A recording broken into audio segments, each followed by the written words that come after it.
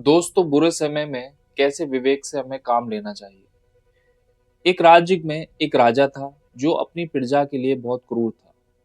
राजा बुजुर्ग हो चुका था और राजा की एक आंख, एक हाथ और एक पैर भी खराब था, जिससे वो दिखने में भी क्रूर लगता था। राजा ने सोचा कि अब मेरा जीवन काल खत्म होने जा रहा है, तो उससे पहले मैं अपना राज्य काल अपने बेटे को दे दूं और अपनी एक बहुत विशाल फोटो लगाऊं, जिससे आने वाली पीढ़ी भी जाने कि ये हमारे राजा थे। राजा ने प्रजा में ऐलान कर दिया कि जो भी मेरा बहुत अच्छा चित्र बनाएगा उसको मैं 10 पीढ़ी तक इतना धन दूंगा कि उसकी 10-12 पीढ़ी तक आराम से जीवन यापन कर सकती है। बहुत से चित्रकार राजा के दरबार में आए और उन्होंने बोला कि हम आपका चित्र बनाएंगे, लेकिन राजा ने एक शर्त रखी, अगर जिसने मेरा बुरा चित्र बनाया उसे मैं मृत्यु दंड दूंगा। तो बहुत से चित्रकार अपने परिवार की वजह से या फिर अपनी जान की वजह से पीछे हट गए। उसमें से एक चित्रकार ने अपने विवेक से और अपने दिमाग से काम लिया और उसने बोला कि मैं आपका चित्र बनाऊंगा। लोगों ने सोचा कि ये मरेगा, इसका जो निर्णय है वो बहुत गलत है, क्योंकि राजा बहुत ज्यादा क्रूर है, तो वो उसको दंड में मृत्यु दंड देगा और इसने मतलब कि आफत मोल ले ली।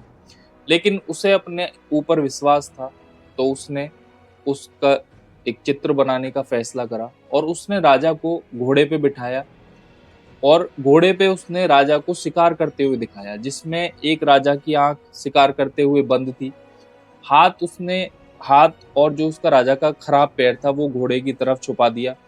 और राजा को ये तस्वीर बहुत अच्छी लगी, क्योंकि राजा दिखने में भी क्रूर था और उसकी फोटो जो प्रजा के लोगों ने सोचा कि इसकी तो फोटो भी खराब ही आएगी, लेकिन उसने अपने विवेक से और दिमाग से काम लिया और उसको राजा ने खुश होके इतना धन दिया कि उसकी 10 या 12 जो पीढ़ी है वो आराम से जीवन यापन कर सकते हैं। और वो सारा धन उसने अपनी प्रजा में बांट दिया, जिससे सबके बच्चे पढ़ सके और समाज में उन्नति आ सके।